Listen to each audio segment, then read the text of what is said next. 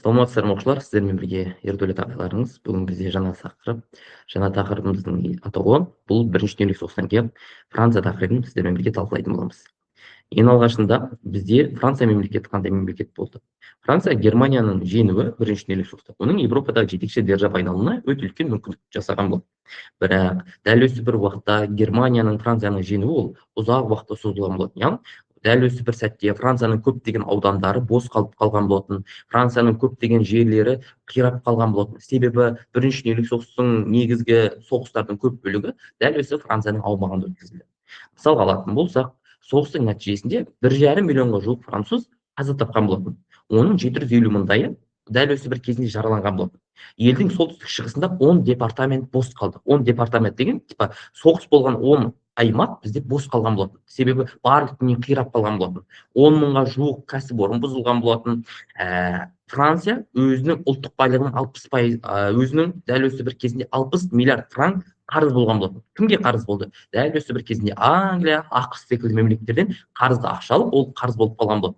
Және ұлттың байлығының 1/4 бөлігін жоғалтқан болды. Ұлттық байлығының 1/4 бөлігі деген мысал алатын болсақ, Францияда осы бір уақытқа дейін 60 миллиард ақша, Францияда осы бір уақытқа дейін 8 миллиард ақша болатын болса, оның 2 миллиардын жоғалтты деген секілді дүние ғой. Бірақ соғыстың нәтижесінде Франция белгілі бір жетістіктерге жетті. Себебі дәл осы бір кезінде Франция ол бірінші дүниежүзілік соғыс аяқталғаннан кейін жеңген мемлекеттердің қатарына кіргізілген болатын. Өзінің бір белгілі бір мандаттары болған болатын. Мысалы, Ұлттар лигасының арқасында ол Сирия, Ливан, Того мен Танганьиканың бөліктерін өзінің мандат ретінде мандаттық аймағына қосқан болатын. Ал Версаль келісімшартына сәйкес Эльзас пен Лотарингияны өзіне қайтарып алған болатын. Ал Сар көмір бассейнін 15 жылға неге алған болатын? Әрине, жалға алған болатын. Дәл осы бір кезінде ұбт-да сұрақ келеді.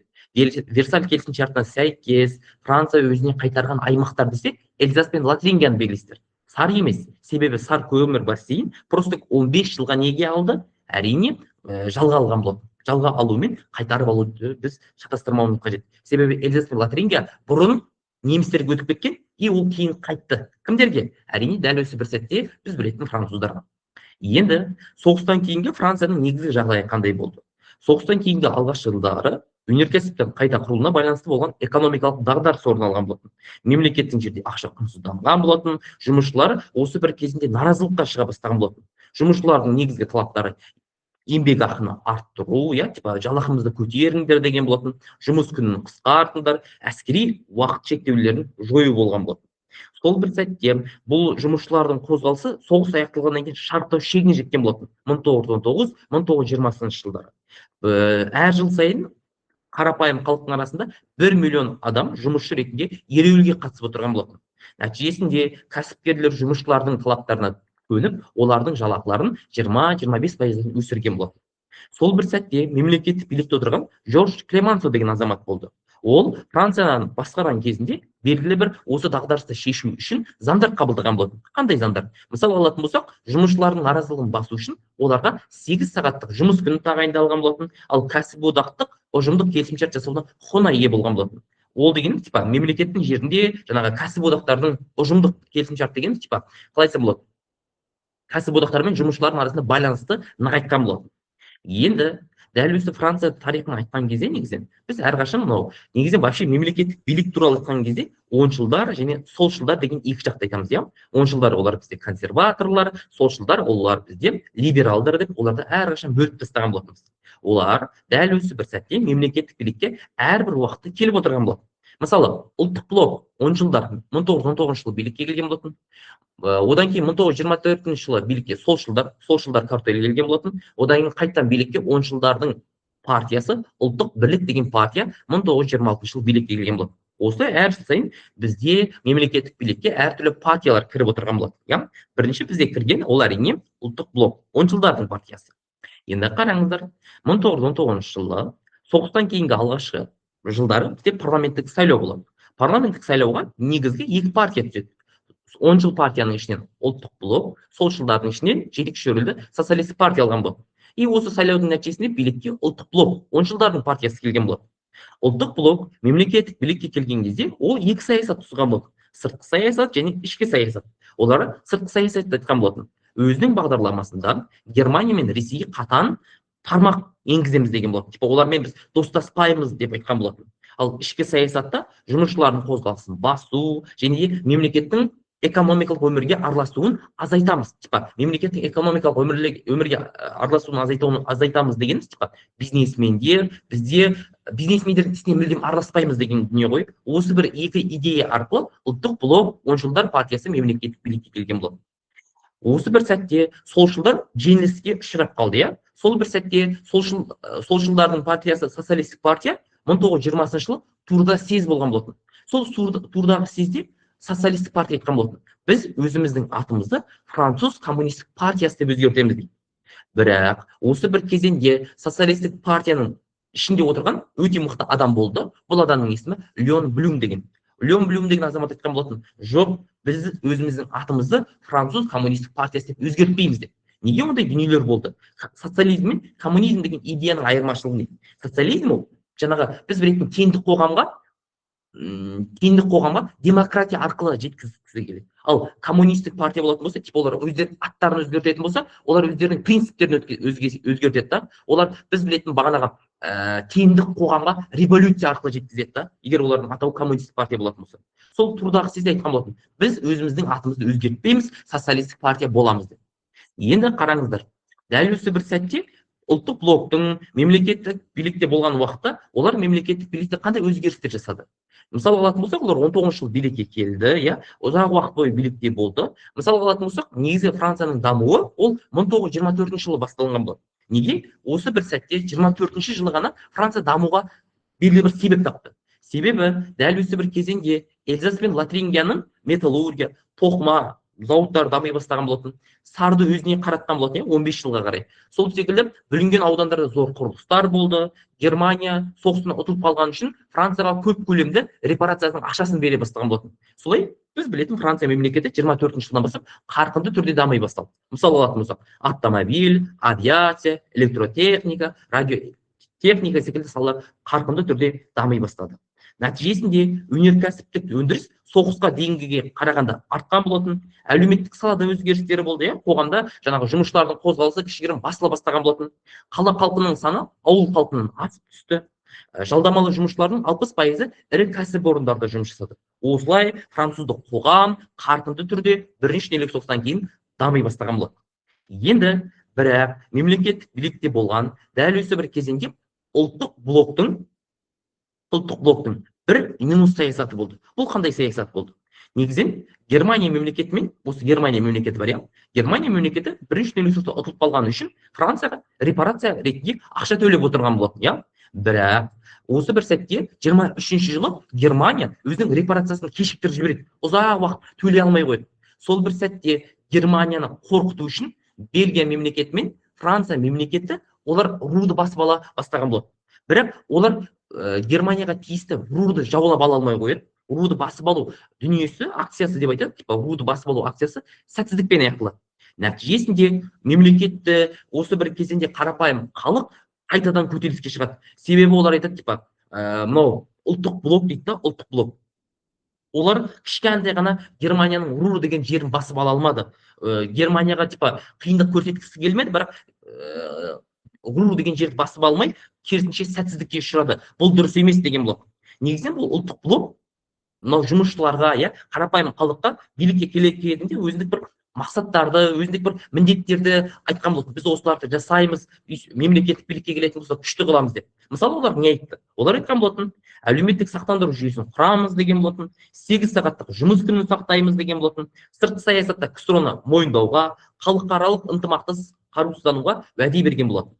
Енді қараңыздар, бізде кейін дәл осы бір сәтте ұлттық блок деген партия жаңағы Германияға тиесілі Рурды басып ала алмағандықтан, Рур акциясы деп аталған болатын, Рурды басып алмағандықтан қарапайым халық жаңағы оларды қолдамай қойды да. И нәтижесінде 1924 жылы осы ұлттық блок партиясы биліктен кетіп, билікке солшылдардың партиясы, солшылдардың картелі келген болады. Бұл 1924 жылы осы парламенттік сайлауда солшылдардың ішінен солшылдардың картелі деген партия жеңіске жетті. Жаңа үкіметті осы солшылдардың картелін Эрио деген адам басқарған болатын. Ол айтқан болатын, біз саяси тұтқындарға рақымшылық жасаймыз деген болатын, және де КСРО мен дипломатиялық қарым-қатынасты орнатамыз деп. Бірақ осы солшылдардың картелінің идеясы бизнесмендерге мүлдем ұнамаған болатын. Нәтижесінде осы бір сәттегі өнеркәсіп иелері, үлкен қаржыгерлердің барлығы дерлік өздерінің ақшаларын шетелдік банктерге аудара бастаған болады. Солай осының салдарынан мемлекеттің және экономикалық дағдарыс болады. Кейін билікке уже бұл солшылдардың картелі қарапайым халықтың арасынан, сол секілді мынау бизнесмендердің арасынан, ірі қаржыгерлердің арасынан қолдауды таппағаннан кейін солшылдардың картелі биліктен кетіп қалған болатын.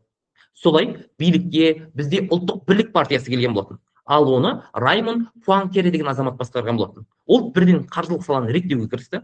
Мысал алатын болсақ, ол не істеді? Ол ұсақ өнеркәсіп иелерінің салықтарды арттырған болатын. Типа кішкентай жаңағы магазині бар, кішкентай кәсіпорны бар, жерлер бар ғой, оларға салықты арттырған болатын. Мемлекеттік қызметкерлердің санын қысқартқан болатын. Мысалы, мемлекеттік билікте адамдардың саны көп, типа, олардың санын қысқартамыз деген болатын. Нәтижесінде инфляция, типа, ақшаның құн ұстауын жеңіп шығуға мүмкіншілік тапқан болатын. Франктың курсын тұрақтандыру алып келген болатын. Мемлекетте соның арқасында қаржылық тұрақтандыру болған болатын. Франктың тұрақтануымен дәл осы бір уақытта бағаның өсуі тоқтаған болатын. Себебі ақша мемлекеттің жеріндегі заттардың бағасы бір тұрақты бағамен сатыла бастаған болатын. Үкімет бірқатар әлеуметтік бағдарламалар, типа қоғамның ең жаңағы төмен табына көмек көрсете бастаған болатын. Арзан тұрғын үй құрылысы туралы бағдарлама қабылданған болатын. Осылай француздық қоғамды дамыта бастаған болатын. Және де 1926 жылы алғаш рет жұмыссыздық бойынша жәрдемақы тағайындаған болатын. Типа жұмыссыздарға мемлекет әрқашан ақша бөліп отырған болатын. Өзі осы 26 жылғы 28 жылғы заңдарды ОБТ-да сұрайды өзі. 26 жылы алғаш рет жұмыссыздық бойынша жәрдемақы төлей бастаған. Типа, егер сен мемлекеттің жерінде жұмыссыз болатын болсаң, мемлекет саған ай сайын пособие ретінде ақша беріп отырады. Ал 1928 жылы еңбек ақысы төмен жұмысшыларға арналған зейнетақылар, сонымен қатар кәсіпкерлер есебінен мүгедек пен ауру адамдарға көмек көрсетіле бастаған болады. Енді қараңыздар, осы бір сәтте мемлекеттік билікте ұлттық бірлік партиясы болды, 10 жылдар партиясы болды. Олардың тұсында мемлекеттің жерінде тұрақтану кезеңі болды. Бірақ өздеріңіз білетіндей 1929 жылы бүкіл әлемдік дағдарыс болды. Сол дағдарыс 30 жылы дәл осы Францияға келді. Нәтижесінде мемлекеттік билікте өте үлкен өзгерістер болды. Мысалы, 1931-1932 жылы Францияда 7 үкімет билікті бірінен соң бірі келе бастады. Себебі мемлекетті басқару, мемлекеттегі дағдарысты шешу франциялық жаңағы билік басындағы отырған адамдардың қолынан мүлдем келмеді. И осы бір сәтте мемлекеттің жерінде осындай бір өзгерістер болды. Мемлекеттің жеріндегі саяси дағдарысты шеше алмаған, экономикалық дағдарысты шеше алмағандықтан мемлекеттің жерінде фашизм деген идея таратыла бастаған болды. Сол бір сәтте фашизмнің саяси тіректері ұсақ меншік иелері, люмпендер, Франциядағы күшті билік идеясын ұстанған ірі қаржыгерлер, өнеркәсіптің иелері, осылардың барлығы деліп фашизм идеясын билікті талап ете бастаған болатын. Мемлекеттік билікте 7 үкімет ауысты, 7 үкіметте дағдарысты шеше алмады. Осы бір сәтте Франциядағы фашизмді қолдағандар, олар байлар етін. Ал фашизмнің негізін қалағандар кімдер вообще? Олар әскери адамдар етін. Олар айтқан болатын, әскери адамдар, біз билікке келетін болсақ, біз экономикалық дағдарысты шешеміз, мына дағдарыстан шығып кетеміз деген болады. Мысал алатын болсақ, негізінен Франциядағы фашизмнің ерекшелігі қандай? Германия мен Италия қарағанда Францияда фашизм бір тұтас емес болды. Францияның жерінде әртүрлі партиялар құрылды. Типа фашизмде бір ғана партия болған жоқ Францияның жерінде. Әртүрлі партиялар қолда тұрған болатын. Және жалпы халықтық көшбасшысы болмады. Мысалы, Германиядағы фашизмнің көшбасшысы ол Адольф Гитлер болды. Италияда Бенито Муссолини болды. Францияда ондай бір тұрақты бір басшысы болмады. Және де фашистер демократиялық институттар толық жойылмады. Типа, мысал алатын болсақ, Германияда, Италияда фашистер билікке келетін болса, олар сразу бүкіл демократиялық бостандықтар жойып тастаған болатын. Францияда ондай фашизм болған жоқ. Франциядағы фашистер только коммунистер мен социалистердің солар ғана қарсы шыққан болатын.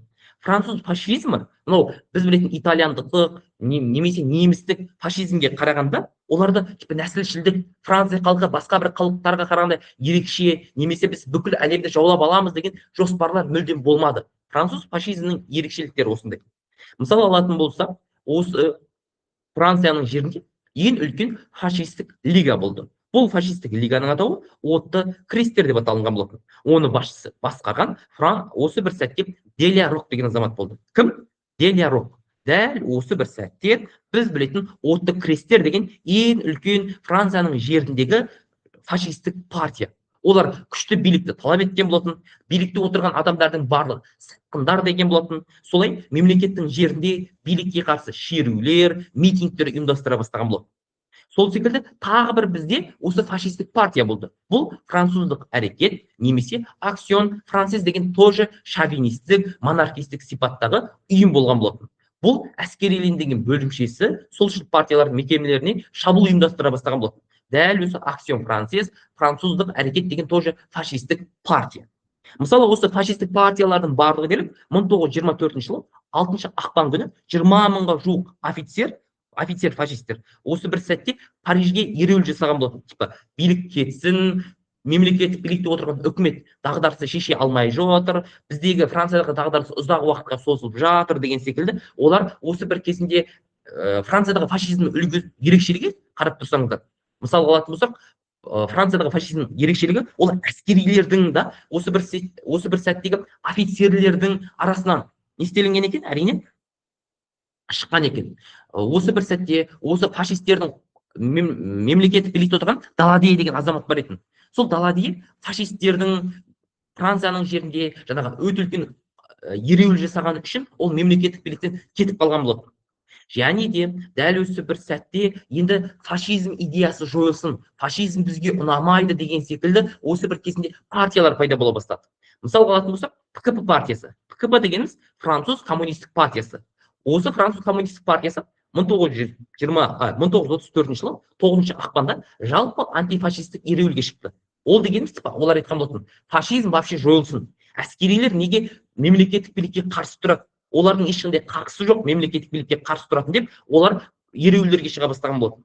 1934 жылы 12 ақпанда фашистік лигаларға тыйым салу талаптарымен саяси ереуілдер болған болатын. Антифашистік демонстрациялар, радикалды партия, демократиялық ұйымдар мен көптеген мәдени саяси қайраткерлер, мемлекеттің жердегі әртүрлі партиялар 34 жылдан бастап фашизмге қарсы көтерілістерге шыға бастаған болады.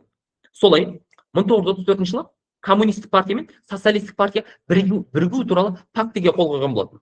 Ал 1935 жылы солшыл партиялардың қысымымен әскериленген фашистік ұйымдардың әрекетіне тыйым салыну туралы заң қабылданған болады. Солай 35 жылдан бастап мемлекеттің жерінде фашизм идеясы жойыла бастаған болады. Және де осы 1935 жылы біз білетін социалистік партиялар біріге бастаған болатын. Мысалы алатын болсақ, француз коммунистік партиясы, француз социалистік партиясы және француз радикалдық партиясы, осы үш партия 1935 жылы біріккен болатын. Олар 14 маусымда жалпы антифашистік демонстрация жүргізген болатын. Фашизм мемлекетте толықтай жойылсын деген өте үлкен жаңағы ереуілге шыққан болатын. Мысалы, осы бір кезіндегі социалистік партияның басшысы ол Леон Блюм болды. Француз коммунистік партияның басшысы Морис Терез болды.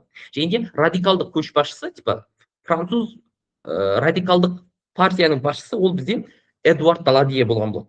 Енді қараңыздар, социалистер, коммунистер, радикалдар осы бір кезеңде мемлекеттің жерінде 1935 жылы ұлттық майданды құрған болатын. 35 жыл. Кімдерге қарсы? Әрине, француз фашизміне қарсы. Және де дәл осы бір кезінде фашизм мемлекеттің жерінде толықтай жойылды. 36 жылға қарай, дағдарыста осы 36 жылға тоқтай бастады. Мемлекеттің жерінде дәл осы бір кезеңде коммунистер, радикалдар, социалистер барлығы бірігеді, мемлекеттің жерінде фашизмге қарсы халықтық майдан үкіметін құрып алады. Қай жылы? 1936 жылы. Кімдер құрып алады? Коммунистер, социалистер, радикалдар. Нені құрады? Халықтық майдан үкіметі. Халықтық майдан үкіметі дегеніміз фашизмге қарсы партиялардың бірлестігі не деп аталынған екен? Халықтық майдан үкіметі деп аталынған екен. Осы халықтық майдан партиялар 1936 жылғы сайлауда жеңіске жетеді. Үш партияның бірлестігі, коммунистердің, социалистердің, радикалдардың бірлесіп мемлекетке 1936 жылы келеді. Оны социалист Леон Блюм басқарады. Осы үш партияның ішінде оны социалист партияның ішінен шыққан Леон Блюм басқарған болатын. Және коммунистер, коммунистік партия. Дәл осы бір кезінде біз үкіметтің құрамына кірмейміз дейді. Неге? Себебі осы халықтық майдан үкіметі жаңағы біріккен уақытта фашизмді жойып біткеннен кейін араларында белгілі бір жаңағы түсініспеушіліктер басталынды. Мысал алатын болсақ, бізде бағанағы осы өзі үш партия бар дедік, иә? Радикалдық партия, коммунистік партия және социалистік партия. Енді үшеуінің осы бір кезінде талаптары сай келмеді. Мысалы, былай деп айтқан болатын. Коммунистер айтқан болатын, коммунистік партия барлық фашистік ұйымдарға, радикалдық және социалистердің әскерилендірген дәл осы бір кезінде мынандай бір түсініктер болды да. Мысалы, коммунистік партия айтты, коммунистік партия. Мына қараңыздар. Коммунистік партия. Олар айтады, бүкіл фашизм жойылсын деп айтады коммунистік партия. Бүкіл фашизм жойылсын дейді. Ал радикалдық партия мен социалистік партия айтқан болатын. Олар айтқан болатын. Только әскерилендірілген фашизм ғана жойылсын деген болатын. Сөйтіп талаптары сәйкес келмей қалды. Сол секілді, дәл осы бір кезінде, мынау әскерилендірілген фашистер өздерінің аттарын өзгерте бастаған болады. Осыны пайдаланған фашистер. Және де дәл осы бір кезінде социалистердің, радикалдардың және коммунистік партияның арасында тағы бір түсініспеушілік басталынды. Ол қандай түсініспеушілік? Мысал алатын болсақ, дәл осы бір кезінде ол мынандай бір түсініспеушілік еді. Коммунистік партия айтқан болатын, коммунистік партия. Тағы да былай деп айтады. Олар айтады, типа, ұлттық бюджетті толтыру үшін мемлекеттің жеріне байларға салық салу қажет деді коммунистік партия. Бірақ социалистік партия мен радикал социалистік партия оған тағы да көнбеген болатын. Жоқ деді, біз байларға ешқандай салық салмаймыз деген болатын. Түсіндіре алдық қой? Кімдер айтқан болатын? Социалистер мен радикалдық партия. Тағы бір түсініспеушілік болды коммунистік партия мен мынау радикал социалистер үшін келісе алмай қалған. Мысал алатын болсақ, ол мына бір дүние, қараңыздар. Ол испан ісіне араласпау. Испанияның жерінде 1936-39 жылға қарай бізде азамат соғысы болады. Азамат соғысы. Сол кезеңде бізде мынау коммунистер айтады. Біз кімдерге көмектесуіміз қажет дейді? Испан халқына көмек көрсетуіміз қажет деп айтады.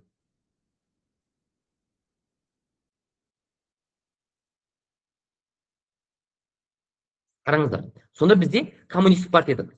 Біз Испанияның жерінде фашизмге қарсы көмек көрсетуіміз қажет деп айтады. Бірақ социалистер мен радикалдар оны тоже қолдамай қояды. Сөйтеді, халықтық майдан үкіметі бар ғой, енді үшеуін біріктірген фашизмге қарсы идея негізі осы халықтық майдан үкіметі ғой. Сол бір кезінде қарап отырсаңыздар, коммунистік партия осы бір жаңағы социалистер мен радикалдардың арасындағы келіспеушілік үшін халықтық майдан үкіметінің ішіне кірмей қояды. Осы бір келіспеушіліктердің нәтижесінде халықтық майдан үкіметі ыдырай бастайды фашизмге қарсы. Енді қараңыздар, бізде 1938 жылы радикал социалистердің партиясының ішінен Эдуард Даладье келген болатын билікке. Кім? Эдуард Даладье билікке келген болатын. Эдуард Даладье. Ол Англиямен ортақ байланыс орнатқан болатын, және Мюнхен келісіміне қатысқан болатын. Сол Мюнхен келісіміне қатысқаны үшін бізде халықтық майдан үкіметі толықтай ыдыраған болатын. Қай жылы? 1938 жылы. Уже мемлекеттік билікке тоже мынау социалистер де кетіп қалған болатын, коммунистер де кетіп қалған болатын, только кімдер қалған болатын? Радикал социалистер ғана қалған болатын, радикалдар ғана қалған болатын. Ал радикалдардың ішіндегі партияның аты кім? Әрине, дәл басшысы кім? Эдуард Даладье ғана қалған болатын. Сөйтіп, осы Эдуард Даладье мемлекеттік билікті жалғыз өзі басқара бастаған болатын. Ал халықтық майдан үкіметі толықтай ыдырап кеткен болатын. Негізден халықтық майдан үкіметі өзі үш елде құрылады. Францияда, Испанияда, Чилиде құрылады. Францияда, Испанияда, Чилиде үш мемлекетте халықтық майдан үкіметі құрылады. Халықтық майдан үкіметі дегеніміз не? Халықтық майдан үкіметі дегеніміз фашизмге қарсы басқа бір партиялардың бірігуін біз халықтық майдан үкіметі деп атаймыз. Мысалы, Францияда халықтық майдан үкіметі 1936 жылы құрылады, Испанияда тоже 1936 жылы құрылады, ал Чилиде 1938 жылы дәл осы халықтық майдан үкіметі құрылған болды. Енді осы бір кезеңде бізде халықтық майдан үкіметі келіспеушіліктердің кесірінен фашизмге қарсы партиялардың бірлестігі 1938 жылы толықтай дерлік қирап қалған болатын. Себебі мынау Эдуард Даладье деген адам Мюнхен деген келісімге қатысып қояды. Мюнхен деген келісімге. Нәтижесінде осы бір дүние болған болады. Енді мынау бізде Францияның дәл осы бір кезеңдегі қарап отырсаңыздар жағдайы, мынау кейін екінші дүниежүзілік соғыстың кезіндегі.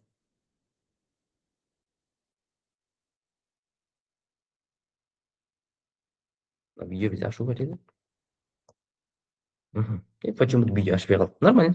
Келесінде көрсете саламыз. Үрейлі сабақ түсіндіре алдық деген ойдамын.